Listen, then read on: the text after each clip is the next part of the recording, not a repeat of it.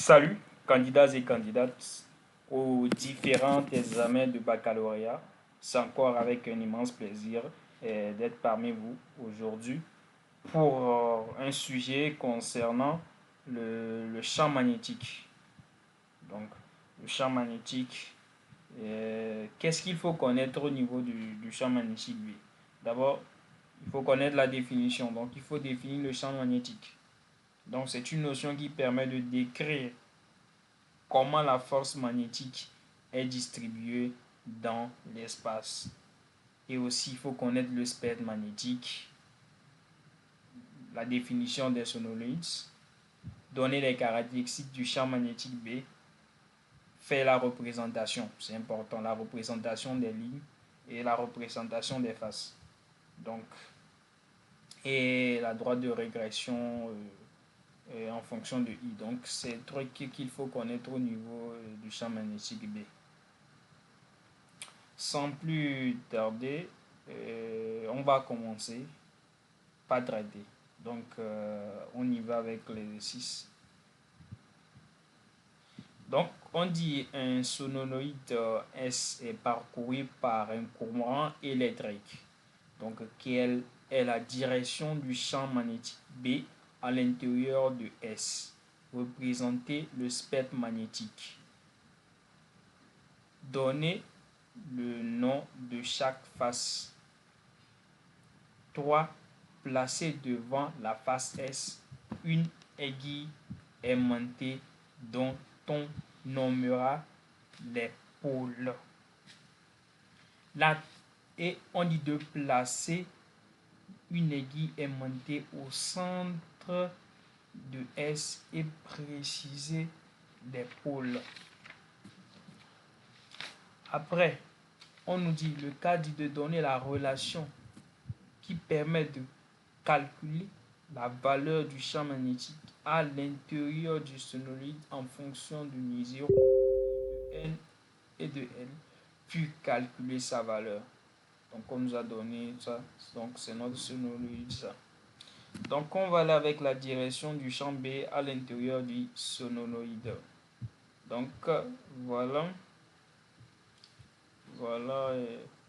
pour bon, je vais aller en même temps, comme on a dit, de présenter les.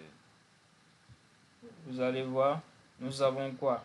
Lorsqu'il n'y a pas de continuité, lorsqu'il n'y a pas de continuité avec les lignes du sononoïde, donc ça signifie que le courant sort. Lorsqu'il y a une continuité, donc ça veut dire que le courant entre. Donc il faut utiliser la règle de la main droite pour déterminer le champ magnétique B. Donc, la règle de la main droite nous dit quoi? Le courant entre par le doigt, plutôt par le poignet, et sort par les doigts. Le pouce bien écarté indique le sens du champ magnétique BS. Comme c'est le sononoïde, c'est pour ça on a mis S. Donc, vous allez placer votre main droite. Donc, le courant entre au niveau de votre poignet et sort au niveau de vos mains, de vos doigts. Donc, le poignet et le pouce bien écarté indique la direction de S. Donc, vous allez juste mettre ça et c'est tout. Donc, le sens du courant. Donc, vous allez voir que votre sononoïde, le champ B est dans ce sens. Donc, on y va avec la seconde question qui dit, bon, à l'intérieur du sononoïde, il faut savoir que les lignes sont parallèles. Les lignes sont parallèles et le champ est uniforme. Le champ BS est uniforme. Donc, dans l'intérieur du sononoïde, les lignes sont parallèles et le champ magnétique B est uniforme. C'est important. Donc, donc on a représenté le spectre. Je vous avais dit de connaître la définition du spectre. Le spectre, c'est l'ensemble des lignes du champ magnétique. L'ensemble des lignes du champ magnétique. Donc, c'est ça. Donc, c'est ça, c'est parallèle. Donc, c'est ça, c'est parallèle. Vous allez mettre le sens ici. Donc, vous allez mettre ça. Ça, j'ai mis en vert.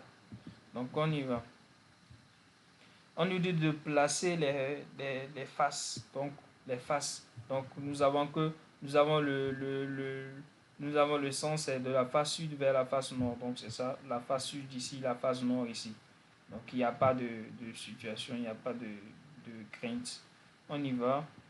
La deuxième question nous dit, je vais revenir à la question de placer devant la face S une aiguille aimantée dont ton numéral des pôles et placer une aiguille aimantée au centre. Donc on y va.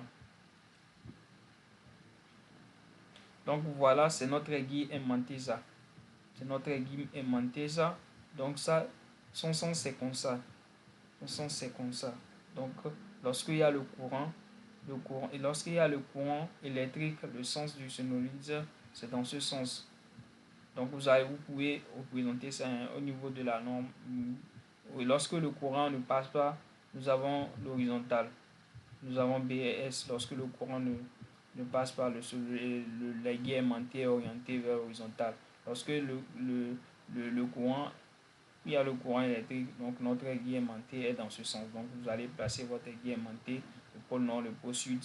Maintenant, pour placer les signes, nous avons le S sud ici. Donc ça passe comme ça. C'est dans ce sens. C'est dans ce sens.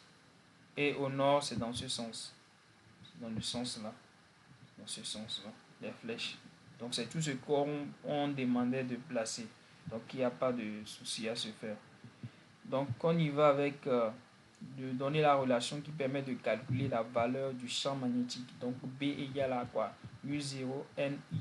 Or N égale à quoi? Égale à grand N sur L. Donc on va juste remplacer. On trouve notre B égale à 2,51 fois 10 puissance moins T moins 3 Tesla. Donc il n'y a pas de souci, il n'y a pas d'inquiétude, il n'y a rien de compliqué sur cet exercice. Donc ce qu'il faut connaître, il faut utiliser la règle de la main droite. Si tu sais utiliser la règle de la main droite, il n'y a pas de possibilité. Il faut savoir que lorsqu'il n'y a pas, il n'y a pas de courant électrique, l'aiguille aimantée est dirigée vers, bon, est horizontale, dirigée vers le haut, est horizontale. Est horizontale. Lorsque il y a le courant, c'est de l'autre côté. Donc, il n'y a pas, donc c'est ça. Lorsqu'il n'y a pas de courant, nous avons l'horizontale ici. Donc, l'horizontale forme la norme. Lorsqu'il y a le courant, l'aiguille aimantée est dirigée vers le nord ici, le sud ici.